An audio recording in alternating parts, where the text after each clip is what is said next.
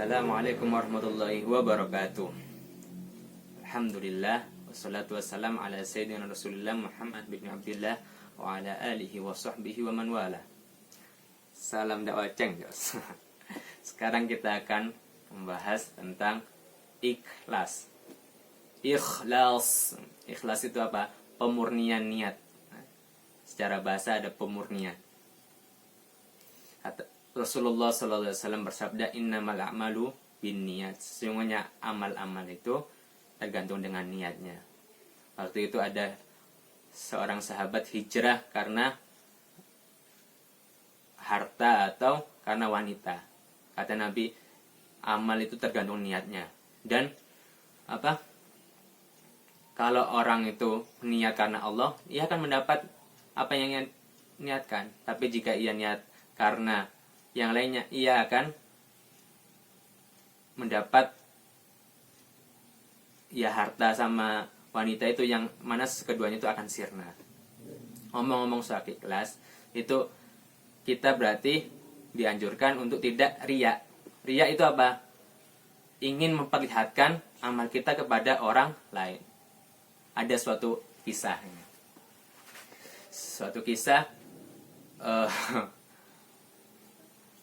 Ada seorang itu diziarahi orang soleh.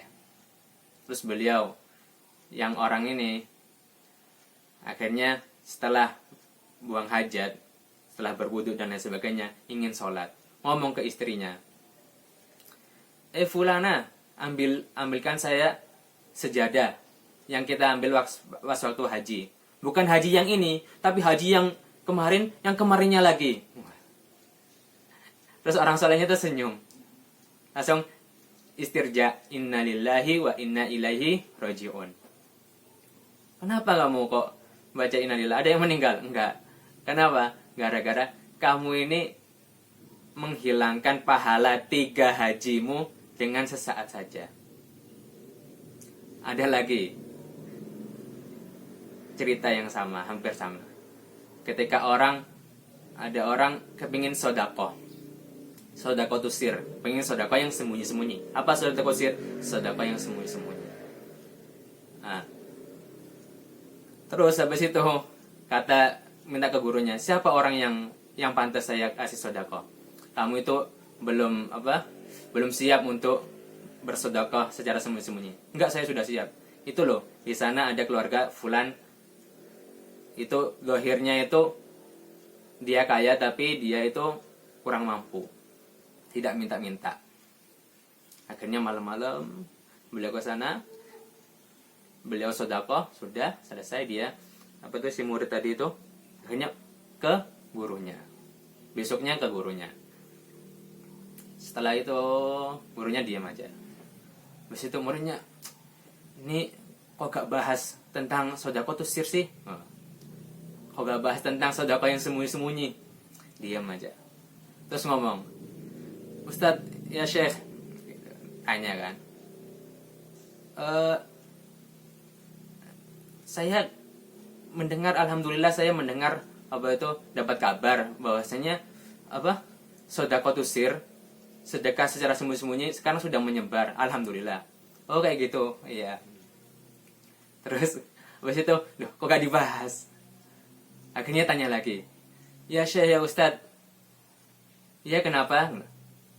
Tahu nggak itu yang keluarga yang di sana itu, yang namanya ini nih, alhamdulillah saya dapat kabar mereka dapat bantuan. Oh kayak gitu, ya alhamdulillah. Gak dibahas lagi. Akhirnya beliau, si orang itu ngomong, ini nih ya Syekh, ya Ustadz, ya kenapa? Ini bukannya saya sombong ya, tapi biar kalian itu semuanya tuh niru perbuatan yang baik. Alhamdulillah saya bersedekah kemarin secara sir. Bukannya sombong, tapi biar kalian itu meniru perbuatan yang baik, perbuatan saya. Kata syekhnya, saya kan sudah bilang, kamu belum siap untuk bersedekah secara sembunyi-sembunyi. Nah, ngomong-ngomong soal ikhlas, puasa ini punya keistimewaan. Keistimewanya apa? Orang-orang Pak gak ada yang tahu. Sedekah mungkin yang disedekahi tahu, tapi puasa hanya kita sama Allah Subhanahu wa taala. Makanya dalam hadis, karena keistimewaan itu, salah satunya juga karena itu menghantam setan. Soalnya nafsu ketika puasa itu digenjot kan. Nah, karena keistimewaan itu Allah Subhanahu wa taala berkata, as-saumuli wa analladzi ajzi bihi. Semua pahala itu saya lipat gandakan, tapi puasa itu pahalanya gak ada yang tahu. Berapa? Berlipat-lipat. As-saumuli, karena puasa itu milikku saja, hanya untukku, hanya untuk Allah Subhanahu wa taala, hanya Allah yang mengetahuinya.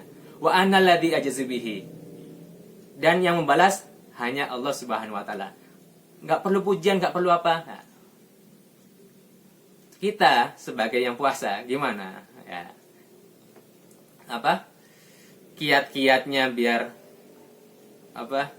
Puasa ini diterima ya. Kita menjalankan puasa. Oh, ini loh apa tuh ibadah yang pahalanya nggak terkira. Coba kalian bayangkan, ini hadiahnya berapa? Hadiahnya ditanggung presiden. Wah, berarti maksudnya apa? Hadiahnya tuh sangat banyak sekali. Ini hadiahnya ditanggung Allah Subhanahu wa taala. Di kajian selanjutnya mungkin ini aja. Jadi di kajian selanjutnya kita akan membahas, mungkin ada yang bertanya. Ada hadis yang mengatakan bahwasanya ketika kita dipukul atau dicaci, kita harus ngomong ana soim, saya puasa. Ya. Itu gimana hadisnya itu, penjelasannya. Ya. Mungkin di kajian selanjutnya. Apakah bertentangan dengan ini? Wallahu ta'ala alam. Salam dakwah channel. Wassalamualaikum warahmatullahi wabarakatuh.